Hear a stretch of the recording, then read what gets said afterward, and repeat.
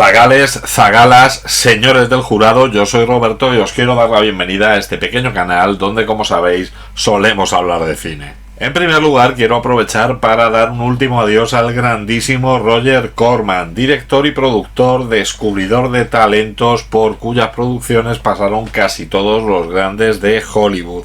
Actores como Jack Nicholson o directores como Francis Ford Coppola o como James Cameron iniciaron su andadura por el mundo del cine de la mano de este productor que fue capaz de darnos maravillas como La pequeña tienda de los horrores, El hombre con rayos X en los ojos o mi favorita, Los siete magníficos del espacio, y como decía en su biografía, sin perder nunca ni un dólar. Un experto en el aprovechamiento al máximo de los presupuestos y, por qué no, de las tomas, las cuales utilizaba indiscriminadamente en muchas de sus películas. Pudimos ver su rostro también en algunos cameos en películas como Aullidos 3, Filadelfia o El silencio de los corderos. La pasada semana se hizo público su fallecimiento y con él se va parte de ese cine de serie B artesano que tanto nos gusta en este canal. Descanse en paz, Roger Corman. La pasada semana hablábamos de este primer Aníbal Lecter interpretado por Ronny Cox, pero es que a un personaje le hayan dado vida ya 4 actores es bastante habitual, porque cuando sobre un personaje se crea un fandom fuerte y los productores ven que pueden llevar a gente al cine siguiendo haciendo historias de un mismo personaje, es muy complicado dejar de hacerlo, aunque tengan que ser diferentes actores los que tomen ese rol. Esto ha ocurrido con multitud de personajes, como por ejemplo ocurre con el Capitán Kirk, al que inevitablemente tenemos asociado a William Shatner, pero que sin embargo fue dignamente relevado por Chris Pine en este remake, reboot, precuela, secuela que hizo J.J. Abrams. Pero no sería el único caso. Se me viene a la cabeza, por ejemplo, el personaje de Jack Ryan, y es que al analista de la CIA ya le han interpretado actores como Harrison Ford, Ben Affleck, Alec Baldwin o incluso el mismo Chris Pine. Hasta John Krasinski le ha dado vida en la última serie de televisión. Y es que ocurre con mucha frecuencia. Tenemos 3 Spider-Man, hemos tenido 5 Supermanes, hasta 9 hombres murciélagos se han paseado ya por las pantallas. Y es que es muy complicado que una franquicia desaparezca junto con el actor que le da vida al personaje principal, y es que de hecho personajes tan icónicos como Indiana Jones, al que todo el mundo tiene asociado con Harrison Ford, ha sido interpretado por otros actores como River Phoenix o Sean Patrick Flanery en una versión más joven del personaje.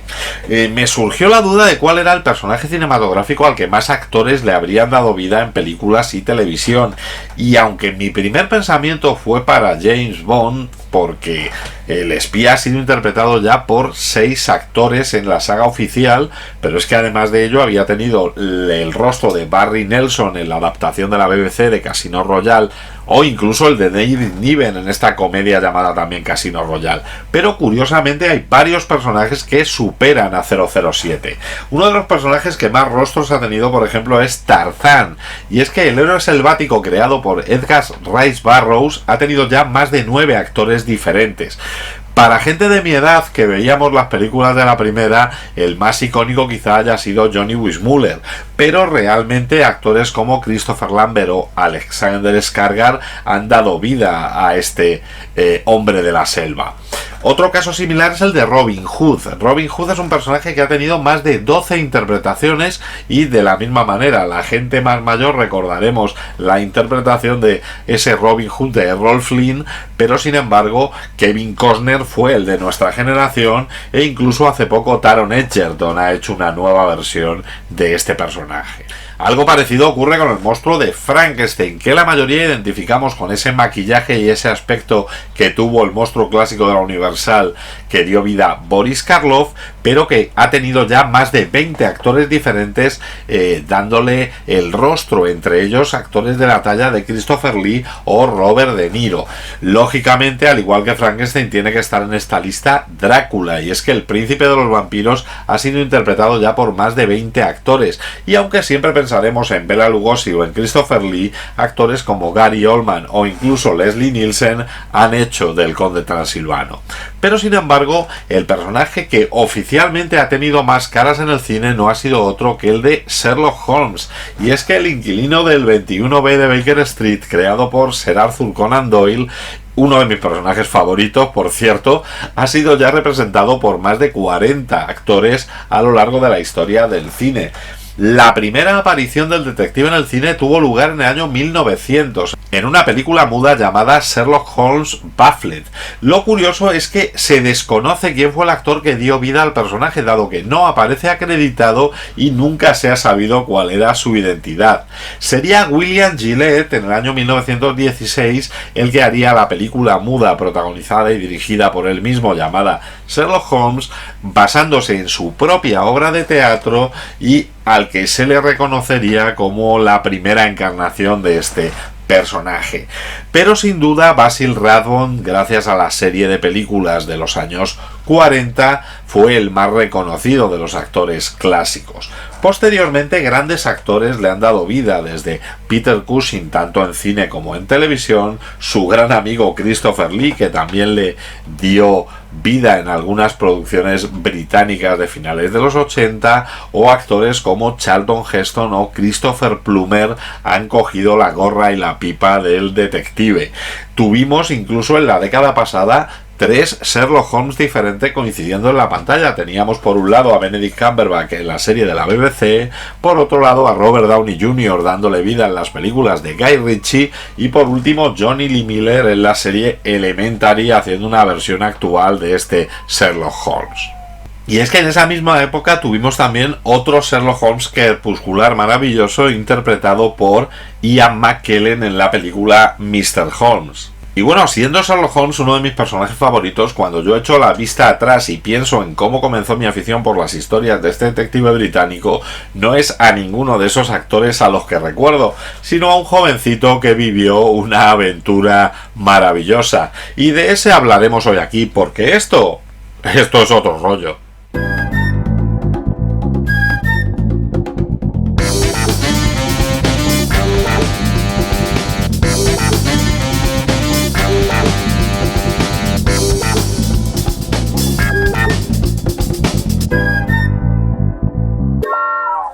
Y es que en el año 1985 llegaría a nuestras pantallas la película de Barry Levinson, El secreto de la pirámide, o en su versión original, Young Sherlock Holmes. En esta película conoceremos a John Watson, un jovencito que llegará a su nuevo colegio interno, donde conocerá al que se convertirá en su mejor amigo, Sherlock Holmes. ¡No! Eso es muy valioso. ¿Qué es más importante, su valor o mi cordura? Ya debería dominar este maldito trasto. ¿Cuánto hace que practicas? 3 días. Vaya. Juntos descubrirán una conspiración que involucra a varias personas prominentes de la sociedad londinense y en la cual se encuentra también envuelto el misterio de la desaparición de unas jóvenes. Creo que he descubierto algo. Otra vez no. Ahora estoy seguro, señor. ¿De veras? Igual que el mes pasado, cuando estabas convencido de que el embajador francés había hecho un desfalco de 300.000 libras al Banco de Inglaterra. Casi acerté, era el embajador ruso. A medida que profundizan en la investigación, Holmes y Watson se verán envueltos en una serie de pistas, secretos y peligros, contando con la ayuda de la intrépida joven Elizabeth y, bueno, en cierto modo, del inspector Lestrade. ¡Holmes! Debía haberlo imaginado. Señor Lestrade, esto guarda relación con lo que le Agente, conté. llévese a estos 2 mocosos de aquí, vamos. Los jóvenes se embarcarán en una emocionante aventura para desentrañar el enigma y detener al culpable antes de que sea demasiado tarde. Rametep. Rametep. Rametep. Rametep. Rametep. ¿Acaba así la canción? El secreto de la pirámide, Young Sherlock Holmes, vino de un encargo de la productora. La Paramount Pictures le encargó a Chris Columbus, al guionista de Gremlins, que hiciera una nueva película, que escribiera un guión siguiendo una premisa bastante simple: la amistad de Holmes y Watson durante sus años de colegio. De este simple planteamiento, Chris Columbus escribió una historia original, tomando siempre como referencia la obra de Arthur Conan Doyle. Además, estaba tremendamente preocupado porque pudiera ofender a los puristas de Holmes. Tan era su preocupación que contactó con la hija de Arthur Conan Doyle, Jean Conan Doyle, para hacer uso de alguno de los personajes creados por su padre, asegurándole que la película sería completamente respetuosa con su obra. Ella dio su consentimiento y de hecho hizo incluso algunas sugerencias sobre el guión. Elizabeth, permite que te presente a mi nuevo amigo. El honorable, aunque torpe, Watson. Con Young Sherlock Holmes at the Pyramid of Fear, el joven Sherlock Holmes y la pirámide del miedo, que era el título original del guión, lo importante para Chris Columbus era llegar a explicar por qué Holmes se había convertido en un personaje tan frío y calculador y por qué había estado solo el resto de su vida. Veremos en esta película cómo es un muchacho tremendamente emocional, se enamora del amor de su vida y como resultado de los sucesos de la película se convertirá en la persona que conoceremos después. Holmes, recuerde lo que siempre le enseñé. Controle sus emociones o ellas serán su ruina. En el verano de 1984, Michael Eisner, que era entonces el presidente de la Paramount Pictures, le envía a Steven Spielberg el guión de El secreto de la pirámide, con la intención de que Spielberg se convierta en el productor ejecutivo de la película. Una vez leyó el guión, Steven Spielberg no tuvo más remedio que aceptar esta propuesta, convirtiendo la película en una producción de la Amblin. Bueno, como no podía ser de otra manera, Steven Spielberg hizo contribuciones en el guión relacionadas con, sobre todo, las escenas de las alucinaciones que sufrían diferentes personajes en la película. Su implicación fue tal que llegó a elegir él mismo al director del proyecto, encargándole la película a Barry Levinson, una elección que en principio parecía curiosa dado que este director jamás había realizado una película de aventuras. Según Spielberg, era esa la causa precisamente de que le ofreciera la dirección, dado que él pensaba que Barry Levinson era un director perfectamente cualificado para hacer una película de acción-aventuras que jamás había tenido la oportunidad de hacerla. Se reunieron, se pusieron de acuerdo y acordaron que la película debería ser una aventura continua, que no tuviera pausas, que no tuviera tiempos muertos en los que el espectador pudiera pararse a pensar en los posibles agujeros que existían en la trama. De hecho, Barry Levinson lo definió como quería que esa película fuera un pim pam pum. Se realizó un casting a más de 11.000 jóvenes hasta seleccionar a Nicholas Rowe y Alan Cox para dar vida a Holmes y a Watson respectivamente. De hecho, Nicholas Rowe tuvo que hacer hasta 5 audiciones para conseguir el papel de Sherlock Holmes, enfrentándose entre otros a un jovencísimo y entonces desconocido Hugh Grant. Para el papel del entrañable profesor Wastflatter se consideró oficialmente contratar a Trevor Howard, pero dado su desinterés este papel acabó recayendo en Nigel Stock. El resto del reparto se completó con nombres como el de Sophie Worth, dando vida a Elizabeth Harley, a el interés amoroso de Sherlock, Anthony Higgins para dar vida a Wraith, al profesor de Holmes, Susan Fleetwood como la hermana de Wraith, Freddie Jones como Chester Catwitch, Roger Aston Griffiths en el papel del inepto detective aún Lestrade y Elle Rhodes como el insoportable compañero de colegio Dudley. Lo has hecho tú. Tú eres el responsable, ¿no? Ahora sé dónde tiré mi experimento de química. El rodaje comenzó a finales de 1984 y se prolongó durante 13 meses, realizándose en los estudios Elstree de Londres y en diversas localizaciones de Inglaterra, principalmente en las ciudades de Oxford e Eton. La ficticia escuela Brompton, a la que acuden Holmes y Watson, cobró vida sumando diferentes lugares. Por un lado, Persham Place, donde se hizo la clase de esgrima, Radcliffe Square, los exteriores del colegio, el castillo Belvoir, en la parte en la que Waxflotter intenta hacer volar la máquina voladora, los colegios Brasenus, que darán forma al exterior de la escuela, Radley en la escena en la que Elizabeth persigue a su perro, y Eton, el patio de la escuela y la clase en la que Holmes es acusado de copiar. Según el diseñador de producción Norman Reynolds, la escuela Brompton tiene lo mejor de cada uno de esos lugares. En los estudios Elstree se rodaron, entre otras, la pelea final de Holmes y Reid sobre el Támesis congelado y todas las escenas de la pirámide y el interior de la misma. Dado que era muy complicado encontrar localizaciones que mantuviesen la apariencia victoriana requerida para este Londres de finales de 1800, se llegó a construir una pequeña parte de la ciudad dentro de los estudios Elstree. Barrio londinense de Wapping, una zona oscura y peligrosa. Yo me volví hacia Holmes y se lo dije de una forma muy clara.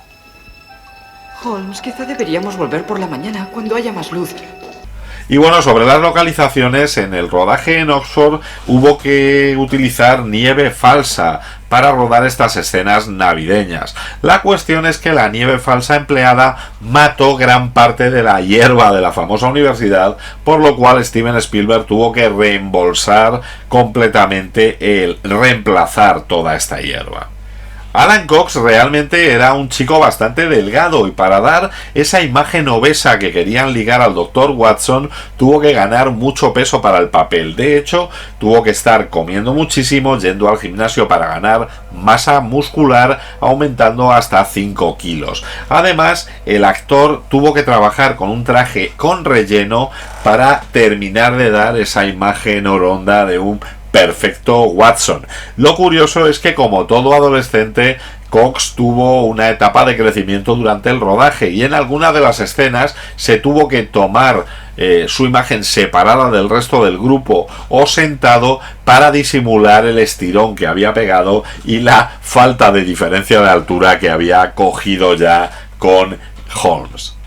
Una de las cosas que Spielberg y Levinson habían acordado era que iban a trabajar con muchísimos efectos especiales, cosa que le hacía bastante ilusión al director, y hay que reconocer que El secreto de la pirámide hizo gala de unos grandísimos efectos especiales para la época, convirtiéndose además en un referente de las películas de los 80.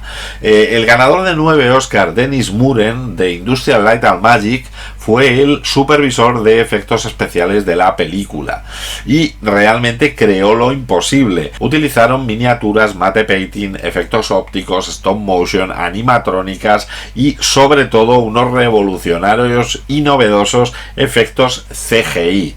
La Pixar, que en aquella época se llamaba aún The Graphics Group y pertenecía a Lucasfilm, fue la responsable de parte de los efectos visuales. De hecho, sería el propio John Lasseter el que crearía uno de los momentos más recordados de esta película, la escena del Caballero de Cristal. Esta escena, que solo dura 30 segundos, tuvo casi 6 meses para ser completada y fue de hecho el primer personaje generado completamente por ordenador de manera fotorrealista mostrado en una película.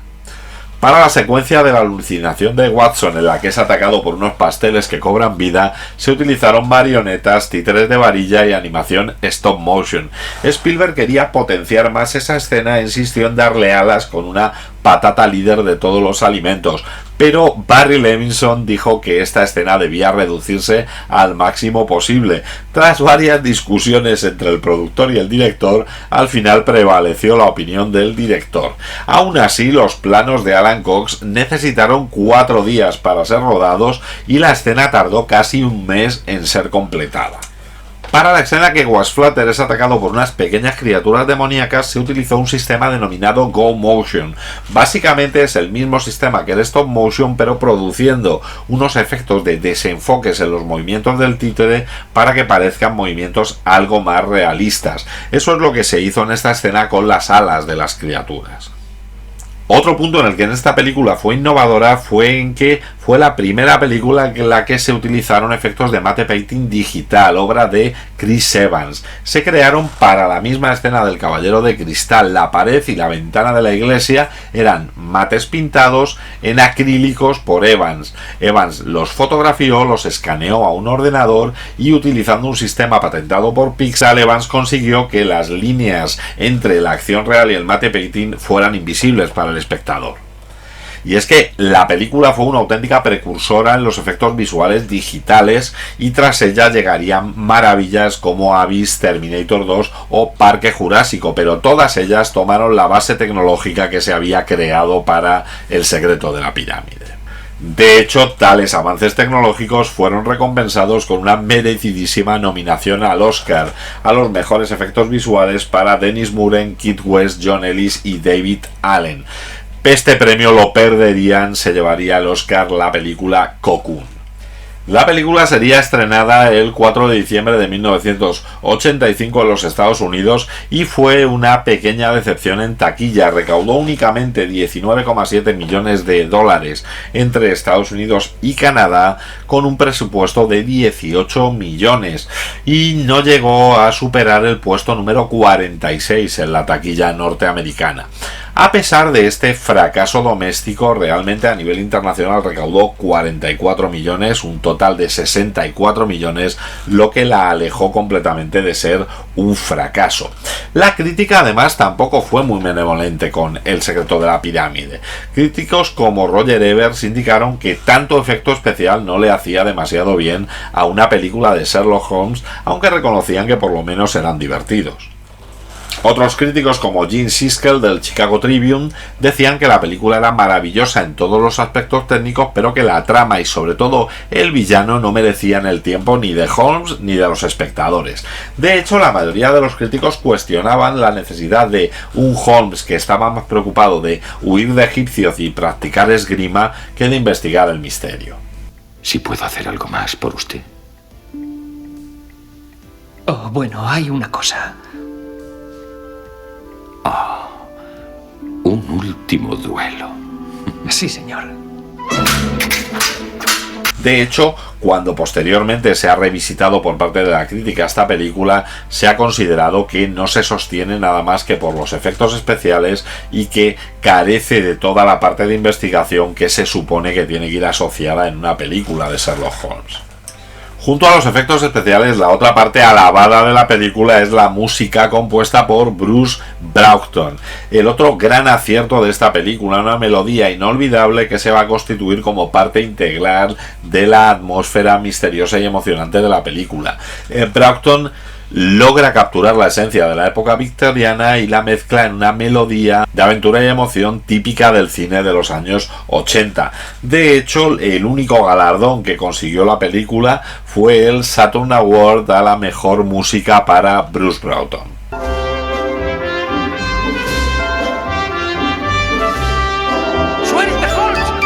Actualmente en Rotten Tomatoes la película tiene un 68% de valoración por parte de la crítica con un 63% por parte del público.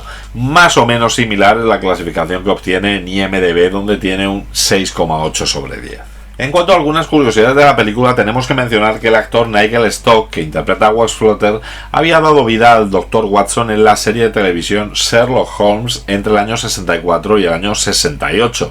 De hecho, Anthony Higgins, que en esta película da vida a Reid, posteriormente en el año 93 daría vida al detective en la película El regreso de Sherlock Holmes. También lamentablemente fue la última aparición en pantalla de 4 de los actores que participaron. Por un lado Nigel Stock, el profesor Wes Flutter, Lockwood West, el dueño de la tienda de curiosidades, Brian Oulton, el que hacía del profesor Snellgrove, y Willoughby Goddard, el cura de la escuela, fallecieron poco después del rodaje de la película.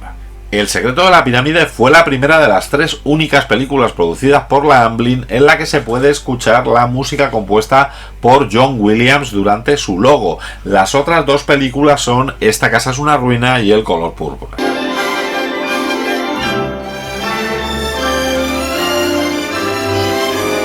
Bueno, esto no es una curiosidad de la película, pero la película es del año 85. Por muy poquito se ha quedado fuera de esto. ¿Tienes ganas de leer algo bonito?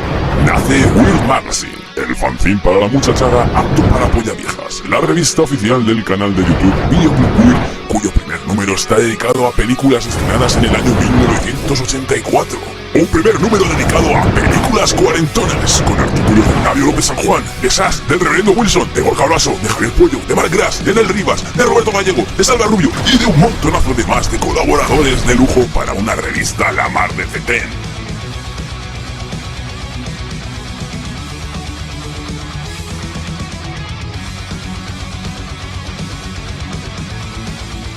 En esta película sucede algo que no es muy habitual, y es que tiene una escena postcréditos. Tras los títulos de crédito finales vamos a ver cómo va a volver a aparecer Reid, que no había fallecido. ¿Qué desea, señor? Quisiera una habitación. Por favor, firme aquí.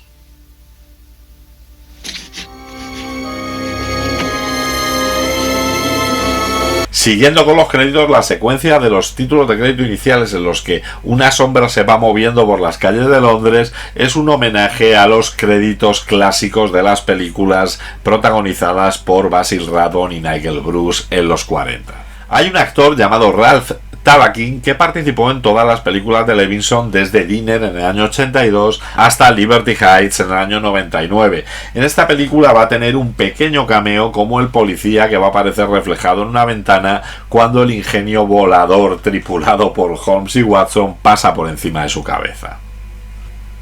Y bueno, decir que esta película fue el debut como productor cinematográfico del actor Henry Winkler, que hasta ese momento había trabajado ya alguna vez como productor ejecutivo, pero nunca había sido productor de una película como tal.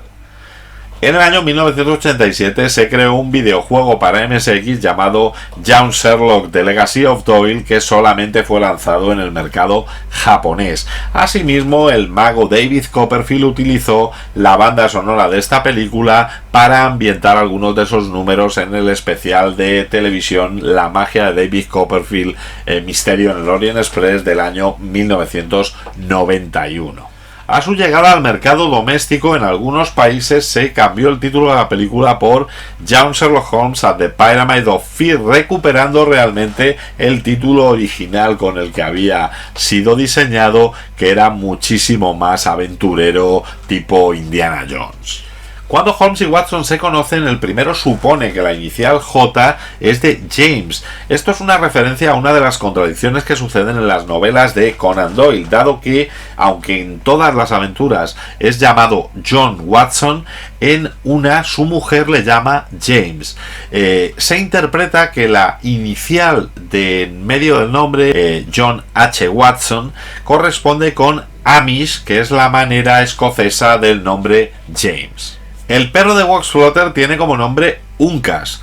Uncas es el nombre de una porción del cerebro la cual guarda relación con las convulsiones que son precedidas de alucinaciones, las cuales tienen una gran importancia en la película. Y bueno, decir que el supervisor de animatrónica de esta película no era otro que Stephen Norrington, el que posteriormente se convertiría en el director de Blade. Como ya comentábamos en el anterior vídeo, Alan Cox Watson es hijo de Brian Cox, del primer Hannibal Lecter cinematográfico, pero que sin duda es mucho más conocido por películas como El caso Bourne, X-Men 2 o Braveheart. Gran parte de la crítica ha indicado que esta tiene una clara influencia dickesiana, no solo por acontecer en Navidad, sino porque los nombres de los personajes están inspirados en algunos utilizados por Charles Dickens en sus libros, como Rupert Wax Flutter, Chester Catwish, Mr. Drisp, Bempty Bobster, el reverendo Duncan Nesbitt. Además, en la película van a ir a una tienda llamada Curio Shop, posiblemente influenciada por The Old Curiosity Shop, una de las novelas del escritor británico. Comentar también que Nicholas Rowe, a pesar de que no tuvo ni mucho menos una carrera destacada después de la película, volvió a interpretar a Sherlock Holmes en la película Mr. Holmes del año 2005, esta película centrada en la vejez de Sherlock Holmes y protagonizada por Ian McKellen, en la cual, en la escena en la que Holmes va al cine a ver una película basada en sus aventuras, sería Nicholas Rowe el que está dando vida a Sherlock Holmes en la pantalla. Y es que debo reconocer que he perdido la cuenta de la cantidad de veces que he visto esta película, que probablemente sería la que me introduciría de lleno en la mitología de este personaje que es Sherlock Holmes. A lo largo de la película vamos a ver en todo momento un homenaje intentando darle un origen a toda la iconografía que el personaje estamos acostumbrados a que lleve. Alguna de una manera un poquito forzada, como esta pipa que le va a regalar Watson, y otra de una manera mucho más eficaz, como el abrigo de Reid que luego él portará orgulloso como trofeo. Holmes evoluciona de un joven aventurero y feliz y se va convirtiendo por los acontecimientos de la película en el personaje taciturno y frío el que conocemos. De hecho, la película en muchos momentos va a jugar con el conocimiento que el espectador tiene del personaje, anticipándose a cosas que van a suceder. ¡Comienza el juego! En cuanto al razonamiento deductivo de Sherlock, hay que reconocer que en esta película es bastante flojo. El proceso por el cual descubre la identidad del villano son prácticamente casualidades que Watson nos va a resumir como narrador, pero está muy alejado del proceso deductivo habitual del personaje. Realmente la sensación que da es que combinan a un personaje clásico con una aventura más tipo Indiana Jones, con mucho toque de humor para que sea una película ligera y tremendamente agradable de ver. Y además hay que reconocer que ha tenido influencia en cosas posteriores, como por ejemplo en la saga Harry Potter. Chris Columbus era el guionista de esta película y posteriormente dirigió las dos primeras películas de Harry Potter, y en ella hay escenas como la del gran comedor que nos va a recordar muchísimo a este colegio Brompton, y al igual que en la novela del mago vamos a tener a dos chicos y una chica enfrentándose con un gran villano. Dudley hace un poco las veces de este Draco Malfoy, y hasta el aspecto de Watson nos puede recordar un poco al de Harry Potter. Nunca se ha confirmado si J.K. Rowling se inspiró realmente en esta película para sus libros del mago, pero hay que reconocer que no sería descartable por muchas de las cosas que suceden. Una película con unos efectos espectaculares para la época y sobre todo con una música, una melodía de Broughton que nos va a acompañar siempre. Y yo tengo que reconocer que, aunque prefiero otras de las películas de Sherlock Holmes, especialmente por ejemplo El perro de los Baskerville de 1950, dirigida por Terence Fisher y protagonizada por Peter Cushing, o Ese asesinato por decreto con un gran Christopher Plummer haciendo el detective, siempre tendré un gran cariño a este Sherlock juvenil que nos hizo vivir, como él mismo dice durante toda la película. ¿Vas a dejar que una complicación arruine una oportunidad de aventura? ¿Y a vosotros qué? ¿Qué os parece El secreto de la pirámide? Ponedmelo en la caja de comentarios. Si os ha gustado el vídeo, dadle al like, suscribíos al canal para más contenido como este y no dudéis en pasar por la sección Canales que me enrollan dentro de mi canal, donde encontraréis canales de compañeros que hablan de cine incluso a veces mejor que yo. Y como siempre digo, parafraseando a Typical, en el próximo programa hablaremos del gobierno. Muy bien amigos, se acaba la semana, los domingos por la tarde aquí partimos pana. ¿Te lo has pasado bien? ¿Aún te quedan ganas? Roberto te cuenta más movidas raras. Esto es otro rollo, ahora a la cama, a dormir, a ver cine o haz lo que hagas. Dentro de 7 días otra pasada con más pelis guapas para analizarlas. Esto es otro rollo, verano, invierno. Esto es otro rollo, aquí siempre despierto. Esto es otro rollo, lo estás sintiendo. La semana que viene hablaremos del gobierno.